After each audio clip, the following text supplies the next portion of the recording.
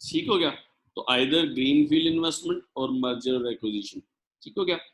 अच्छा, उसके बाद हमने पाकिस्तान में एफडीआई का ट्रेंड देखा, तो हमने ये देखा कि जनरली मुशर्रफ के दौर में एफडीआई वाज हायर, और आप लोगों को उस जमाने की जो सम्राट है वो मिले होंगे in form of development of financial sector, in form of development of telecommunication sector. मतलब जितनी भी एफडीआई आई थी उस जमाने में मोस्टली ये इन दो सेक्टर्स में उस तरह से एफडीआई आई थी। पीसी स्टॉक मार्केट में भी आई थी, जो कि फिर अगेन 2008 में फिर वो निकल गई थी, ठीक है।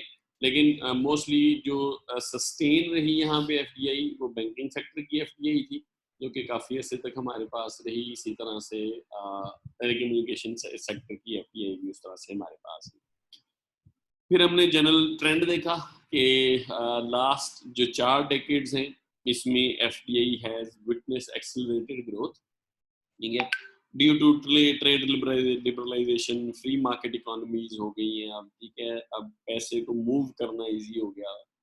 गवर्नमेंट्स का भी जो प्री कॉन्सेप्शन है दैट हैज बीन चेंज्ड। अब गवर्नमेंट जो है वो एफडीआई को फैसिलिटेट करती है, इसको रिस्ट्रिक्ट नहीं करती। और दुनिया की जो इकोनॉमी है वो ग्लोबलाइज्ड हो चुकी हुई है, फाइनेंशियल सेक्टर ग्लोबलाइज्ड है। ऑब्वियसली बात है कि इजी कैपिटल फ्लो के कॉन्टेक्स्ट में it is very much easy to do FDI now, ठीक हो गया।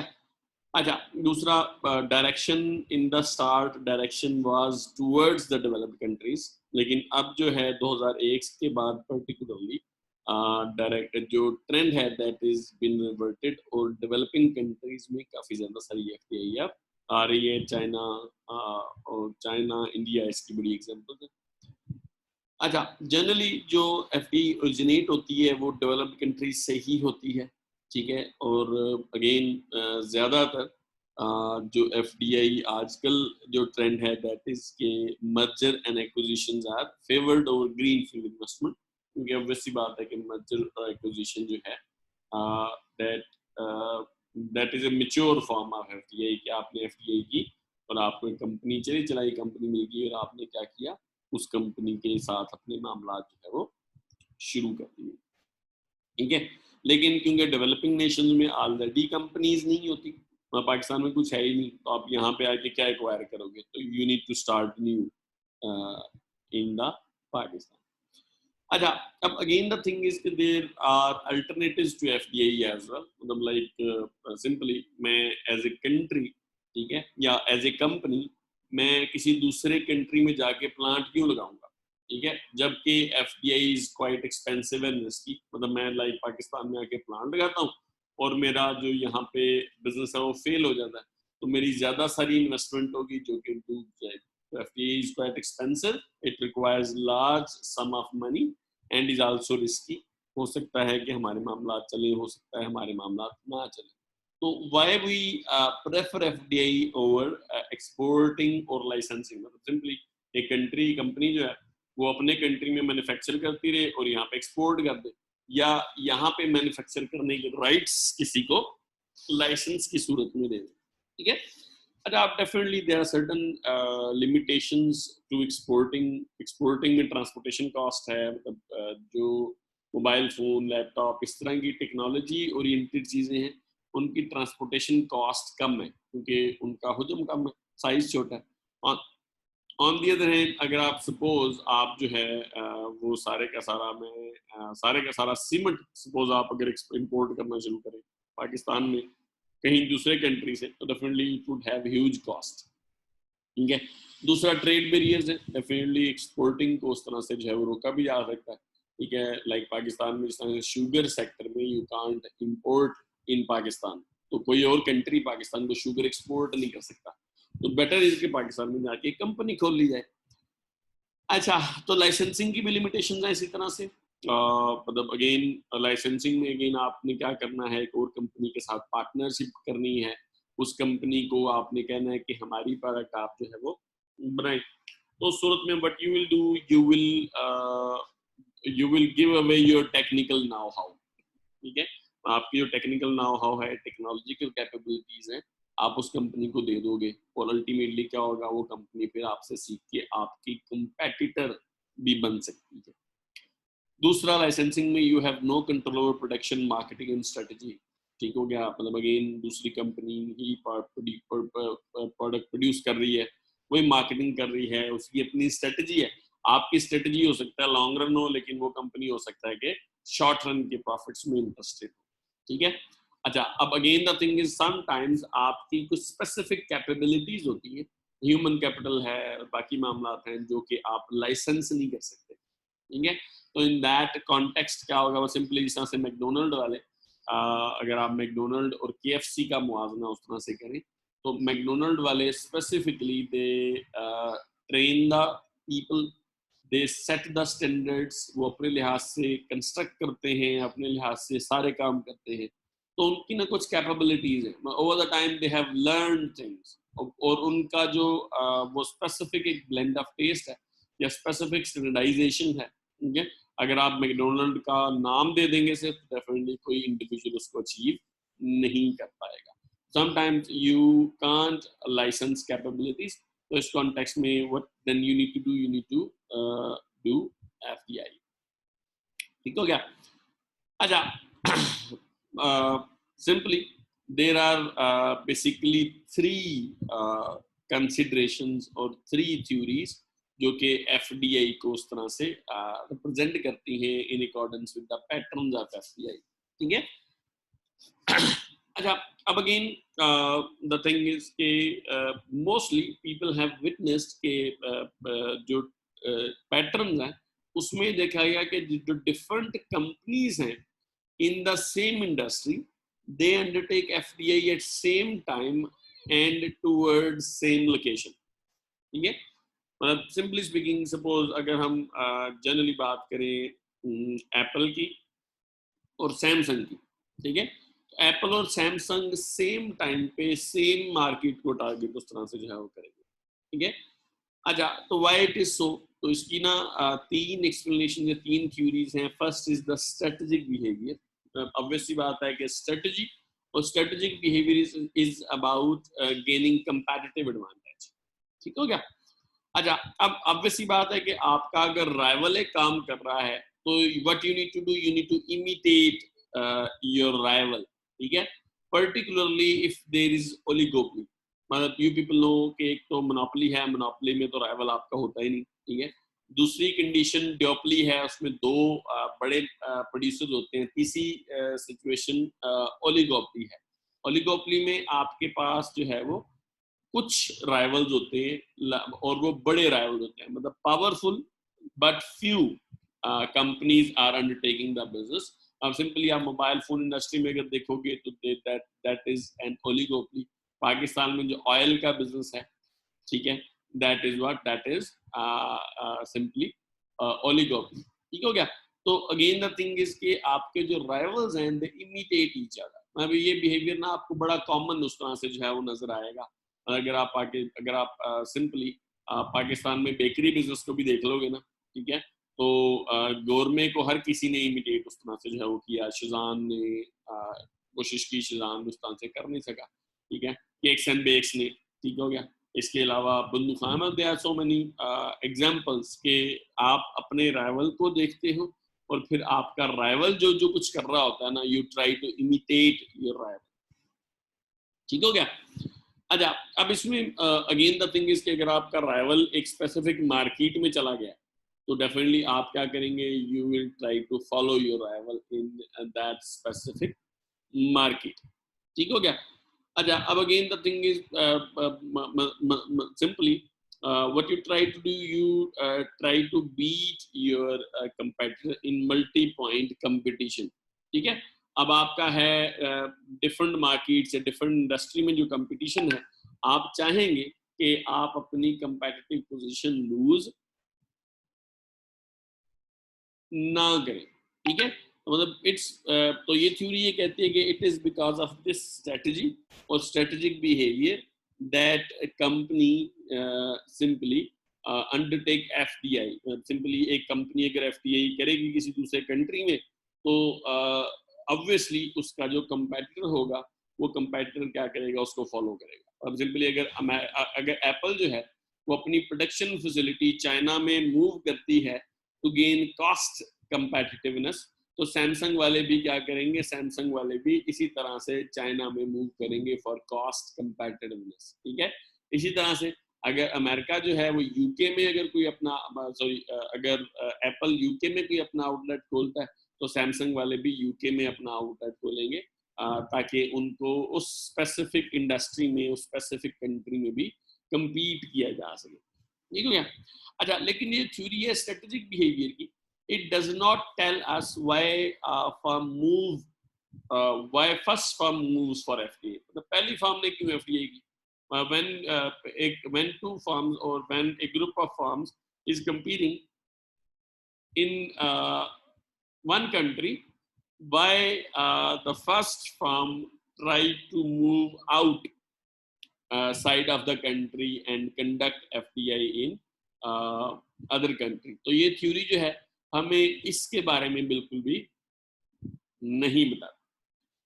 सेकंड, हमने प्रोडक्ट लाइफ साइकिल थ्योरी पढ़ी थी। प्रोडक्ट लाइफ साइकिल थ्योरी हमने इंटरनेशनल ट्रेड थ्योरीज में जो है वो देखी थी।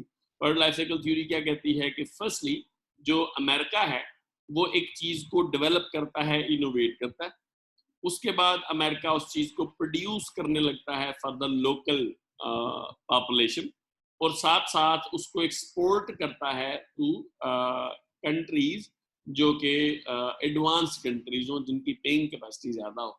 अच्छा, जैसे ही अमेरिका की कंपनी एडवांस कंट्री में वो चीजें प्रोड्यूस करके बेचने लगती है, वैसे ही एडवांस कंट्री में ना उनको फिर कंपटीशन का सामना करना शुरू हो जाता है। मतलब सिंपली वहाँ की लोकल कंपनियां या अमेरिका की दूसरी कंपनियां वो क्या करती हैं, वो भी अपना मैन्युफैक्चरिंग प्लांट सेटअप करती हैं और उस जैसी प्रोडक्ट्स बनानी शुरू कर देती हैं, ठीक है। तो अल्टीमेटली अब मार्केट में काफी ज्यादा सारे कंपेटिटर हो जाते हैं, तो अब सिनेरियो रह जाता है कॉस्ट कंपेटिटिवनेस का। तो अमेरिकन फार्म फिर क्या करती है, American firm move towards China या move towards developing country to cut the cost, ठीक है। तो product life cycle theory again simply आपको ये कह रही होती है, ये प्रोडक्ट लाइफ साइकिल थ्योरी आपको ये कहती है कि आप पहले इनोवेट करते हैं, फिर दूसरे कंट्रीज को एक्सपोर्ट करते हैं, फिर अपनी प्रोडक्शन फैसिलिटी को डेवलपिंग कंट्री में शिफ्ट करते हैं और अल्टीमेटली यू स्टार्ट इंपोर्टिंग, ठीक है। तो अगेन जो प्रोडक्ट लाइफ साइकिल थ्योरी है, it provides us a hint कि आप एफडीआई कब और क्यों करते हैं। जब आपने कॉस्ट कंपेटिटिवनेस गेन करनी हो तो what companies do, companies are involved in FDI और वो अपनी प्रोडक्शन फैसिलिटी को लो कॉस्ट या डेवलपिंग कंट्री में शिफ्ट जो है वो कर देती है। तो FDI simply is conducted at a particular stage of life cycle, investing in other advanced countries in the start, then shifting production to developing nations for cost competitiveness. तो product life cycle theory भी again the thing is हमें ये बताती है कि why companies are involved in FDI, ठीक है। Strategic behavior में because of competitive pressure, product life cycle में भी अगेन जो कंपेटिटिव प्रेशर की वजह से ही हम मूव करते हैं, but motive is to cut the cost और motive is to obtain cost competitiveness, ठीक हो गया। अच्छा, अब अगेन लेकिन product life cycle theory generally it does not tell us कि why we are involved in FDI when exports and licensing can yield profits। मतलब simply हम exporting और लाइसेंसिंग से क्या कर सकते हैं, हम प्रॉफिट्स कमा सकते हैं, फिर हम एफडीआई की तरफ क्यों मूव करते हैं, ठीक हो गया। तो तीसरी हमारी जो थ्योरी यहाँ पे है, ठीक है, ये इलेक्ट्रिक पैराडाइम थ्योरी है, जो कि एक्सप्लेन करती है कि there are certain location specific factors, ठीक हो गया। अब लोकेशन स्पेसिफिक फैक्टर्स में लाइक हम कहते हैं कि चाइना के पास बहुत ज्यादा टेक्निकल लेबर फोर्स है, अमेरिका की इंडिया की पॉपुलेशन बहुत ज्यादा सारी है, तो generally resource endowments of a location are the main thing in this paradigm.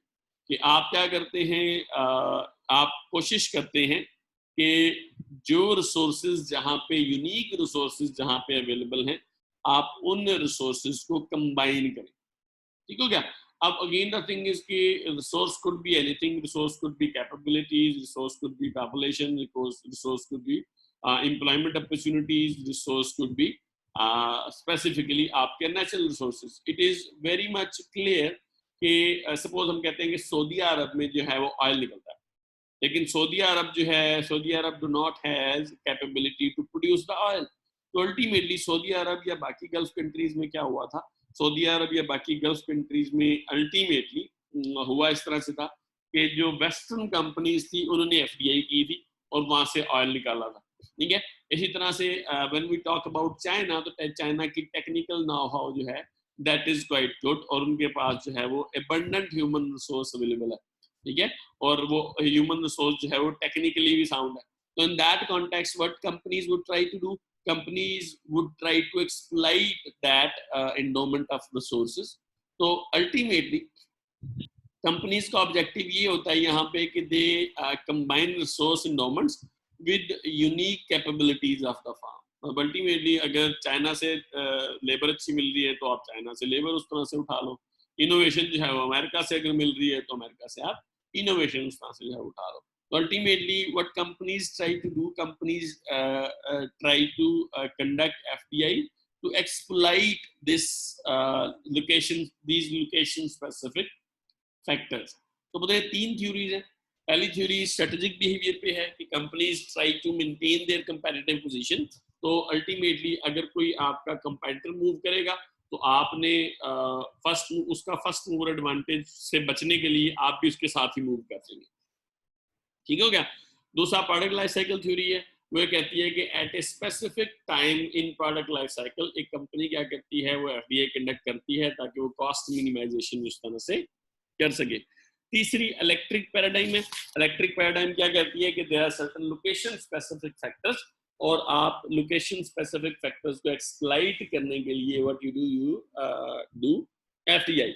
अब सिंपली इस तरह से पाकिस्तान में सीटैक है, it is a location specific factor, ठीक है। तो लोकेशन स्पेसिफिक फैक्टर के कॉन्टेक्स्ट में क्या हो रहा है, यहाँ पे एफडीआई हो रही है, ठीक हो गया। तो यहां तक अगर किसी को कोई इशू है तो जी मुझसे पूछ लें। नो सर, चले सब ठीक हो गया, थैंक यू। अच्छा, काफी नहीं एक्चुअली एफडीआई बच्चे भी थोड़े हैं की पॉलिटिकल आइडियोलॉजी जो है उसको भी हमें उस तरह से जो है वो साथ लेके जो है वो देखना है, साथ चलना। तो पॉलिटिकल आइडियोलॉजी ऑफ एफडीआई में again there are three main views. एक रेडिकल व्यू है, एक फ्री मार्केट व्यू है, और एक हमारे पास प्रैग्मेटिक नेशनलिज्म व्यू है। अच्छा, अब रेडिकल व्यू जो है ये मार्क्सिज्म है, मतलब कार्ल मार्क्स से ओरिजिनेट करता है। उसके मुताबिक जो मल्टीनेशनल इंटरप्राइजेज हैं, these are instrument of imperialist dominance. मतलब सिंपली कार्ल मार्क्स के मुताबिक जो मल्टीनेशनल इंटरप्राइजेज हैं ये ईस्ट इंडिया कंपनी की तरह, ठीक है। ईस्ट इंडिया कंपनी क्या थी, ईस्ट इंडिया कंपनी इंडिया में आई फॉर द ट्रेड और अल्टीमेटली यहाँ पे उसने कब्जा कर लिया। तो मार्क्स के मुताबिक जो मल्टीनेशनल इंटरप्राइजेज हैं ये क्या करती हैं, ये एक कंट्री की सॉवरेनिटी को उस तरह से डोमिनेट कर लेती हैं, ये कंट्री पे जो है ये इंपीरियलिस्ट डोमिनेंस हासिल जो है वो कर लेती हैं, फिर अपनी मर्जी से मामला उस तरह से जो है वो चलाती हैं, ठीक है। ये क्या करती हैं, मतलब इस व्यू के मुताबिक जो मल्टीनेशनल इंटरप्राइजेज हैं, these enterprises exploit host countries और आपको एक्सचेंज में कुछ नहीं देती। मतलब सिंपली स्पीकिंग ये व्यू ये कहता है कि जो वेस्टर्न कंपनीज हैं उन्होंने क्या किया, सऊदी अरब से ऑयल निकाला, ठीक है, और उसके बाद ऑयल लेके अपने लिए उस तरह से इस्तेमाल किया, और बदले में सऊदी अरब को एज सच जितना मिलना चाहिए था उतना सऊदी अरब को कुछ भी नहीं मिला। इसी तरह से सपोज अगर हम जनरल एक कॉन्टेक्स्ट की बात करें तो मल्टीनेशनल इंटरप्राइजेस किसी भी कंट्री में आती हैं, प्रॉफिट कमाती हैं और चली जाती हैं, उस कंट्री को एज सच कोई फायदा या कोई ज्यादा मामला जो है वो मतलब नहीं उस तरह से जो है वो फायदा नहीं पहुंचता, ठीक है। अच्छा, तीसरा रेडिकल व्यू में अगेन ये है कि मल्टीनेशनल इंटरप्राइजेस कंट्रोल की technology, top executive also come from foreign. Simply इनके पास टेक्नोलॉजी भी ये कंट्रोल करते हैं, they don't deliver the technology, ये होस्ट कंट्री को कुछ सिखाते नहीं है। दूसरा, जितने भी टॉप एग्जीक्यूटिव्स हैं वो भी फॉरेन से आते हैं, मतलब it is very much common in Chinese companies. China की हवावे कंपनी यहाँ पे काम कर रही है, तो हवावे की जितनी भी टॉप मैनेजमेंट है वो सारी की सारी चाइना से है। इसी तरह से पाकिस्तान में जितने भी कंस्ट्रक्शन प्रोजेक्ट्स वगैरह हो रहे हैं इनमें मोस्ट ऑफ द केसेस में लेबर भी और जो भी आपके टॉप एग्जीक्यूटिव्स या बाकी जो मैनेजर्स हैं दीज आर फ्रॉम चाइना, ठीक है। अब इस कॉन्टेक्स्ट में देश है कि जब आप सिखाएंगे ही नहीं कुछ, जब आप मैनेज करना नहीं सिखाएंगे, जब आप टेक्नोलॉजी नहीं देंगे, जब आप टेक्नोलॉजी नाउ हाउ ट्रांसफर नहीं करेंगे, तो फिर उसमें एफडीआई का कोई फायदा नहीं है। तो इस व्यू के मुताबिक FDI should not be allowed and multinational enterprises should be nationalised. मतलब सिंपली आप क्या करें कि एफडीआई को बैन कर दें, और अगर कोई इंटरनेशनल कंपनी आपके मुल्क में है भी तो उसको ना नेशनलाइज कर लें, उसको कौमी धारे में उस तरह से ले आए। ठीक है, तो ये व्यू जो है it remain dominant from 1945 to 1980। मतलब जब ये कम्युनिस्ट थे तब ये व्यू काफी डोमिनेंट था। भुट्टो साहब ने भी इसी व्यू के अंडर जो है वो क्या किया था, वो इन्होंने मतलब अल्टीमेटली नेशनलाइज कर ली थी सारी की सारी companies, which is quite evident in the trend of Pakistan. अगर आप देखें तो भुट्टो साहब का एरा जो है ये 1971 के बाद वाला एरा। 1971 के बाद वाले एरे में अगर आप देखें तो FDI remained quite low. Specifically 1973 में अगर आप देखें तो एफडीआई बिकेम नेगेटिव। पाकिस्तान से लोगों ने पैसा निकाल लिया था और निकाल के दूसरे कंट्रीज में इन्वेस्ट करना शुरू कर दिया था। ठीक है, 1974 में भी इसी तरह रहा। अगेन द थिंग इज के FDI remained lower in those years, क्योंकि ultimately that was the radical view, जिसमें जो एफडीआई है that was termed as bad, और कंपनीज को जो मल्टीनेशनल एंटरप्राइजेज है उनको नेशनलाइज किया जा रहा था। ठीक हो गया। अच्छा, उसके बाद ऑब्वियसली बात है जब कम्युनिज्म क्लैश हुआ, मतलब चाइना, रशिया, ठीक है, इसके अलावा जो आपकी कुछ वेस्टर्न यूरोप की रियासतें हैं ये कम्युनिज्म के असर से आज़ाद हुई, तब ये जो व्यू है इट लॉस्ट इट्स इम्पोर्टेंस। ठीक हो गया। दूसरा जी फ्री मार्केट व्यू है। अब ये क्लासिकल इकोनॉमिक्स व्यू है जो कि एडम स्मिथ और डेविड रिकार्डो ने उस तरह से जो है वो प्रेजेंट किया था। ठीक है, इस व्यू के मुताबिक कंट्रीज को क्या करना चाहिए, countries should produce specialised goods, multinational enterprises distribute production across efficient countries. Simply speaking, अगर पाकिस्तान जो है ये चावल की पैदावार में एफिशिएंट है तो मल्टीनेशनल कंपनीज को क्या करना चाहिए, उनको अगर चावल प्रोड्यूस करना है तो उन्हें पाकिस्तान में एफडीआई करनी चाहिए सिंपली। ठीक है, तो इनके मुताबिक जापान अगर गाड़ियां प्रोड्यूस करने में अच्छा है तो मल्टीनेशनल कंपनी को फिर जापान में एफडीआई करनी चाहिए। मतलब इनके मुताबिक जो मेन फैक्टर है, ठीक है, market should be free, there should be free float of capital and FDI between countries. तो अल्टीमेटली होगा क्या कि फिर एफडीआई फिर ऐसे कंट्रीज में होगी जो कि ज्यादा प्रोडक्टिव होंगे, तो उनकी प्रोडक्टिविटी को देख के एफडीआई जो है वो जाएगी, ना कि बाकी जो गवर्नमेंट के फैक्टर्स या बाकी मामला हैं। इस व्यू के मुताबिक गवर्नमेंट का रोल एज सच जो है वो एफडीआई को प्रमोट करने में या एफडीआई को रिस्ट्रेन करने में बिल्कुल भी नहीं है। ठीक हो गया जी। तो एफडीआई क्या करेगी, in FDI in this context will increase efficiency of the world. मतलब सिंपली एफडीआई वहां पे चली जाएगी जहां पे उसका ज्यादा एफिशिएंट यूटिलाइजेशन जो है वो पॉसिबल होगा। तो अल्टीमेटली क्या होगा, अल्टीमेटली जो है वो दुनिया ज्यादा एफिशिएंट होगी या ज्यादा प्रोडक्शन करने के काबिल जो है वो हो जाएगी। ठीक हो गया। अब ये जो व्यू है it is more dominant world wide in recent time, लेकिन इसकी प्योर फॉर्म में इसको अलाउ उस तरह से जो है वो इम्प्लीमेंट नहीं किया जा रहा, क्योंकि अब वैसी बात है कि there are practical restraint to this view. ये व्यू ये कहता है कि there should be no restraint whatsoever on FDI. ना आप एफडीआई को प्रमोट करेंगे, ना आप एफडीआई को जो है वो डिमोट करेंगे। एफडीआई करने वाली जो मल्टीनेशनल कंपनीज हैं वो खुद देखेंगी कि अल्टीमेटली कहाँ पे पैसा लगाना ज्यादा प्रोडक्टिव है, तो फिर वो क्या करेंगी, वो वहीं पे पैसा लगाएंगी। तीसरा जो हमारा व्यू है that is pragmatic nationalism view. मतलब प्रैग्मेटिक नेशनलिज्म व्यू जो है इसके मुताबिक FDI has both benefits and cost. मतलब पहला व्यू क्या था, जो पहला व्यू है it is radical view. Radical view कहता है कि एफडीआई की कॉस्ट बहुत ज्यादा है या कॉस्ट ही कॉस्ट है, तो इट शुड बी बैंड। दूसरा व्यू क्या है, फ्री मार्केट व्यू कहता है कि इसका फायदा ही फायदा है, तो इट शुड बी प्रमोटेड। अब प्रैग्मेटिक नेशनलिज्म ये कहता है कि it has both cost and benefits. अच्छा, सपोज इसके होस्ट के लिए बेनिफिट्स क्या है, it brings capital, skill, technology and jobs. मतलब सपोज अगर पाकिस्तान में एफडीआई आती है तो पाकिस्तान में पैसा आएगा, पाकिस्तान के लोग सीखेंगे, ठीक है, टेक्नोलॉजी ट्रांसफर होगी और अल्टीमेटली यहाँ पे जॉब भी क्रिएट होंगी। फिर अगेन इसकी ना कॉस्ट भी है। अब कॉस्ट इसकी क्या है? पहली कॉस्ट ये है कि profits from the business go abroad. अब जो प्रॉफिट कंपनी कमाएगी वो एफडीआई करने के बाद वो क्या होएगा, वो दूसरे कंट्रीज में चला जाएगा। दूसरा, it promotes import from the host country. अब वैसी बात है कि अगर यहाँ पे कंपनी ऑपरेट कर रही है तो अपने होम कंट्री से चीजें मंगवा के यहाँ पे बेचेगी। तो उसके मुताबिक, मतलब इस व्यू के मुताबिक, they are benefits and cost of FDI. और आपको क्या करना पड़ता है? आपको बैलेंस करना पड़ता है, ठीक है। तो what you need to do, you need to maximise national benefits and minimise cost.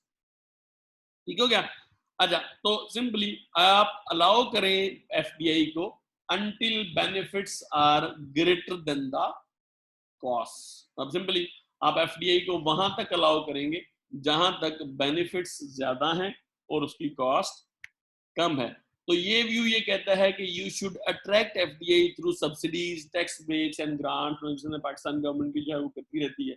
मतलब जिस तरह से सपोज हम कहते हैं कि लाहौर में मेट्रो इज बिल्ट बाय तुर्की, तो तुर्की की एफडीआई है, ठीक है। अब तुर्की को डेफिनेटली हमने ब्रेक्स दी हुई है। मतलब अगेन द थिंग इज कि सपोज हमने तुर्की को ये कहा है कि देखें आपको हम ना इसकी मद में इतने पैसे गारंटी आपको मिलते रहेंगे, ठीक है। अब चाहे हमारी मेट्रो लॉस में है, तुर्की की कंपनी जो है उसको सब्सिडीज उस तरह से जो है वो मिल रही है। फिर आप टैक्स ब्रेक्स दे देते हो, मतलब ये स्पेशल इकोनॉमिक जोन बना दिया कि इस एरिया में अगर कोई जो है फैक्ट्री लगाएगा तो उसको हम टैक्स नहीं लेंगे उससे इतने अरसे तक। ग्रांट्स दे देते हो आप। तो अगेन द थिंग इज कि प्रैग्मेटिक नेशनलिज्म में क्या है कि एफडीआई शुड बी प्रमोटेड, ठीक है। इसमें गवर्नमेंट का रोल होना चाहिए, ठीक है, लेकिन गवर्नमेंट को मॉनिटर करना चाहिए कि एफडीआई वहां तक आए जहां तक ये कंपनी के कंट्री के लिए बेनिफिशियल रहे। ठीक हो गया पुत्र? यहां तक अगर किसी को कोई यस इशू है सर। तो आप जो है मुझसे पूछ लें। नो सर, क्लियर है। चलें जी, थैंक ठीक यू। हो गया सर। Thank you sir.